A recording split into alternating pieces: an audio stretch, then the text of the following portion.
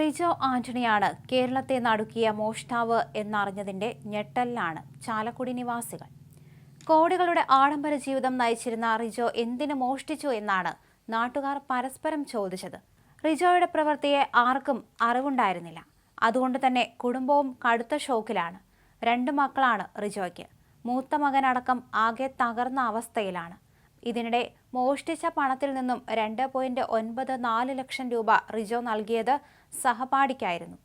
അന്നനാട് സ്വദേശിയായ ഇയാളിൽ നിന്ന് കടം വാങ്ങിയ പണമാണ് റിജോ തിരികെ നൽകിയതെന്നാണ് വിവരം.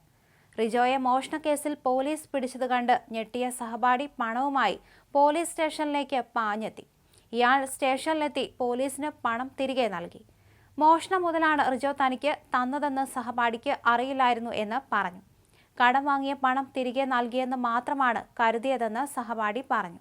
അതേസമയം റിജോ പറയുന്ന കാര്യങ്ങളിൽ കൂടുതൽ പരിശോധനയ്ക്കും പോലീസ് തയ്യാറെടുക്കുകയാണ്. ഇന്ന് രാത്രി മുഴുവൻ വിശദമായ ചോദ്യം ചെയ്യല് ഉണ്ടാകും. പണം മോഷ്ടിച്ച ശേഷം ഇയാൾ എന്തു ചെയ്യുകയായിരുന്നു, സഹായത്തിന് ആരെങ്കിലും ഉണ്ടോ തുടങ്ങിയ കാര്യങ്ങളെല്ലാം ചോദിച്ചറിയേണ്ടതുണ്ട്. നേരം പുലരുമ്പോഴേക്കും കൃത്യമായ വിവരങ്ങൾ ലഭിക്കുമെന്നായിരുന്നു പ്രതീക്ഷയും. പോലീസ് അന്വേഷണം ചാലക്കുടിയിലും പരിസര പ്രദേശങ്ങളിലും വ്യാപിപ്പിക്കുമെന്ന് പ്രതി കരുതിയില്ല. ആ ധൈര്യത്തിലാണ് ഇയാൾ വീട്ടിൽ തന്നെ കഴിച്ചുകൂട്ടിയത്. പ്രതിയുടെ ചിന്ത ഈ വഴിക്കായിരുന്നുവെന്ന് കരുതി തന്നെയാണ് പോലീസ് സംഘം അന്വേഷണം മുന്നോട്ട് നയിച്ചത്. ചാലക്കുടിയിലും പരിസര പ്രദേശങ്ങളിലുമുള്ള മിക്ക ഊടുവഴികളിലും ഉള്ള CCTV ദൃശ്യങ്ങൾ പോലീസ് പരിശോധിച്ചു.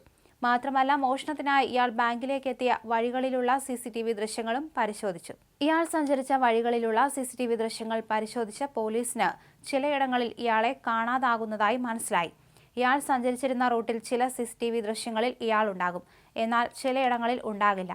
സ്വാഭാവികമായും എവിടെയൊക്കെ വച്ചാണ് ഇയാൾ CCTVകളിൽ നിന്ന് മറഞ്ഞ് സഞ്ചരിച്ചത് എന്നത് സംബന്ധിച്ച് പോലീസ് വിശദമായി അന്വേഷിച്ചു.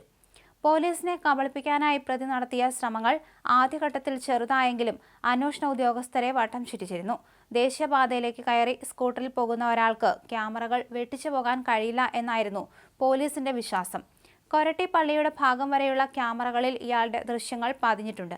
ഇവിടെ നിന്നും ഇടവഴിയിലൂടെ ക്യാമറകളിൽ പതിയാതെ രക്ഷപ്പെടാനാണ് ശ്രമിച്ചത്. പിന്നീടുള്ള പ്രധാന ക്യാമറകളിലൊന്നും ഇയാളുടെ ദൃശ്യങ്ങൾ പതിയാതെ വന്നതോടെയാണ് പോലീസ് ഊടുവഴികളിലും ഈ പ്രദേശങ്ങളിൽ ഒളിച്ചിരിക്കാൻ സാധിക്കുന്ന ഇടങ്ങളിലുമെല്ലാം അന്വേഷണം ശക്തമാക്കിയത്.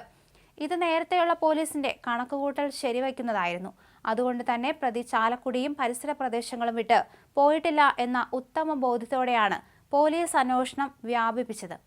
ഈ അന്വേഷണത്തിൽ നിന്നാണ് പോലീസിന് പ്രതിയെക്കുറിച്ചുള്ള നിർണായകമായ ലീഡ് ലഭിച്ചത്. പോലീസ് അന്വേഷണം ചാലക്കുടിയിലും പരിസര പ്രദേശങ്ങളിലും വ്യാപിപ്പിക്കും എന്ന് പ്രതി കരുതിയില്ല. ആ ധൈര്യത്തിലാണ് ഇയാൾ വീട്ടിൽ തന്നെ കഴിച്ചുകൂട്ടിയത്. എന്നാൽ പോലീസ് ഇതേ നാണയത്തിൽ തിരിച്ചടിക്കുകയായിരുന്നു.